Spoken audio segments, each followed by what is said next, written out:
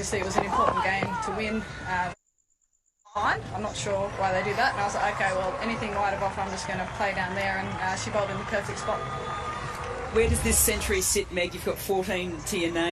To have in our cabinet, and yeah, I guess to chase down a pretty good total that New Zealand set us and sort of guide us through that little tricky period as well is certainly very, rates very highly on the list, that's for sure. Now, Meg, Hodgie wanted me to ask this question, but Mel doesn't want to know the answer to this question. Let's talk about the Melbourne Stars. Keen to get back there? Keen to put on the green? Yeah, absolutely. WBBL is a really exciting tournament, and obviously I'm back with the Stars this year, which is great. I feel like we've put a really good squad together, some really good experience and some young players as well. So, yeah, can't wait to get stuck into it. So Annabelle Sullivan gets her cap 5 days ago and opens up the bowling. She pulls out some of the most magnificent on-drives in her first ever bat for Australia. Now she's batting at 3. Talk us through Bellsy as a person, how relaxed, and why is Megan Shute sitting next to her as well? Is that planned? Oh, geez, I'm not sure what she was saying there. That's a bit concern. But Annabelle's, she's a really composed young player. She's got a great technique, and she's really added the power to her game over the last year or so. She's been able to put in a full pre-season and get fit and strong, and as I said, she's got the technique, so I've got no doubt she'll do well at 3 today. Did she come up and offer any advice? So, well, I used to bat at number 3 in junior cricket and open the bowling, so now that you've gone, I think I should step up to that position. What do you reckon? Yeah, I think that'd be good. I suppose just giving advice is the thing to do. So, look, as I said, Annabelle's been a really good young player, and hopefully she can play well.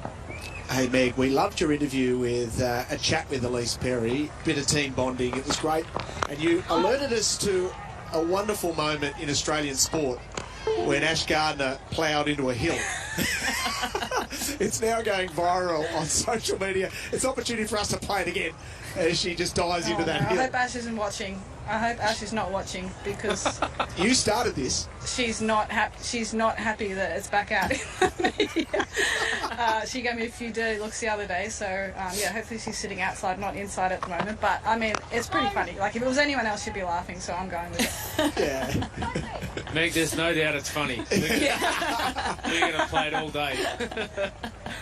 Good on you. I reckon you should.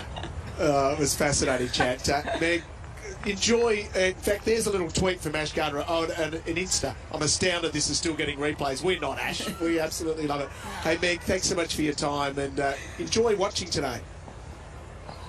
Thank you, guys. Thanks for having me. Fantastic to have Meg Lanning joining us. One to come in this over, 3 off the over. And end of the 7th over. Australia, number 26.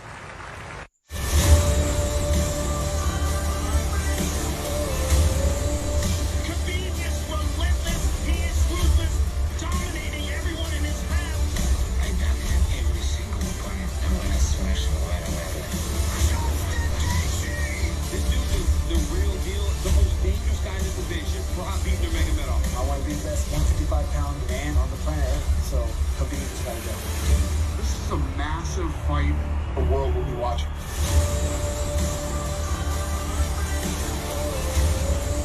So number 26 after 7. Conservative start for the Australians, which can be a positive for New Zealand, but it also might be a negative, because there's a bit of a steely resolve about Elisa Healy thinking, you know what, I'll just drop it back a notch and make sure I bat for the majority of the day.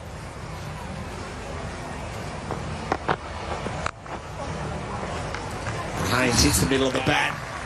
She hit the middle of the bat because her technique here was amazing in terms of her adjustment. So she gets into the position to play the pull shot. It did not get up as much as what she was expecting. So shortish delivery, had to adjust, had to find the ball, find the height, but didn't panic. It just kept really good control of it.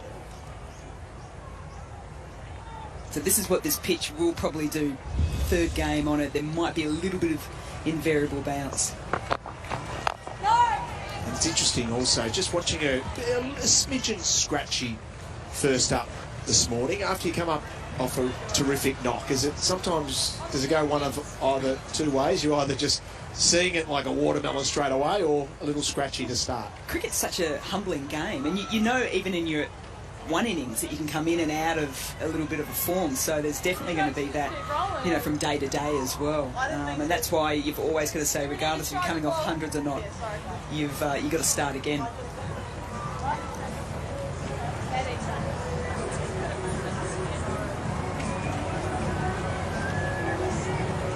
It's good to know that it's not just humbling at club level. It's humbling it all the way up at international level.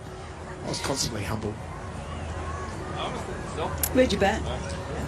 I think it's probably best to describe me sort of so you get a feeling of what I'd like a player that I played a bit like. It was probably more like a Gus Logie.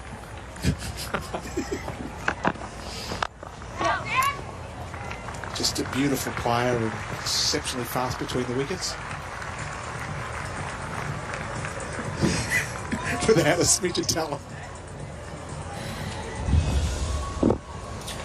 Well, this doesn't lack talent. Pitched up outside the off stump and beautifully driven through the covers. Full face of the bat. Nicely balanced.